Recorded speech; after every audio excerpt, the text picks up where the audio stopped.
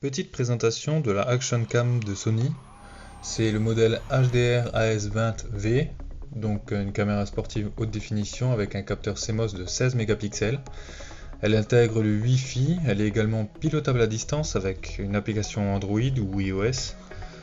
Franchement elle est pas mal, je m'en suis servi pendant les vacances. Bon, je ne l'ai pas comparé directement avec une GoPro, mais franchement pour le tarif qui est environ 150 € actuellement, et bien c'est vraiment une bonne alternative. Cette caméra est fournie avec son caisson étanche, avec le point de fixation ici, également 3 différentes pattes de fixation adaptables avec des sangles. Il y a plusieurs modes d'enregistrement pour la vidéo, donc 1080 en 60 images par seconde, 30 images par seconde, 720p en 30 images par seconde, un mode ralenti 60 images par seconde en 720p et même 120 images par seconde pour faire un vrai bon ralenti, et également un mode VGA pour vraiment les basses résolutions. Après on peut également faire des timelapses. Le mode photo, il me semble, c'est 16 mégapixels et ça prend vraiment un angle très large, comme un fisheye. Ça prend un angle de 180 degrés. Je vais mettre quelques photos à la fin de cette vidéo. Et là, ça prend vraiment de photos incroyables. Il y a le Wi-Fi, donc désactivable avec mode avion. Cette caméra fonctionne avec une micro SD. Vous pouvez également mettre des cartes Sony.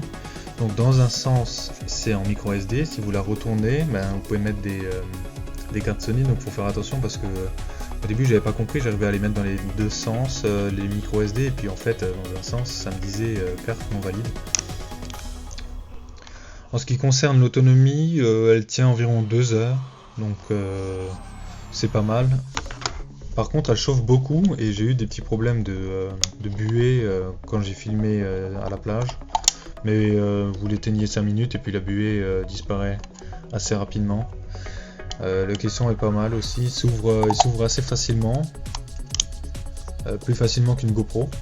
Et il y a la vis pour le trépied uniquement sur le caisson, c'est-à-dire que si vous voulez la mettre, vous voulez mettre la caméra hors du caisson, vous pouvez pas mettre le trépied parce qu'il n'y a pas de vis. Donc c'est assez embêtant, surtout que si vous voulez filmer avec un bon son, vous n'avez pas le choix que de la tenir ou bien de bouger une fixation. Donc on a les différentes entrées, chargeur, HDMI out, et également une sortie micro, une entrée micro pardon. Également le petit code Wi-Fi pour l'application sur le smartphone qui permet de se servir de son smartphone comme écran, ou bien de directement télécharger les photos sur son smartphone et même les vidéos, donc c'est aussi intéressant. Donc voilà, c'est une caméra que j'ai vraiment appréciée, je vous la conseille parce que elle n'a pas réellement de gros défauts, et puis si c'est pour dépenser 300 € dans une GoPro qui fait plus ou moins le même job, je vois pas l'intérêt.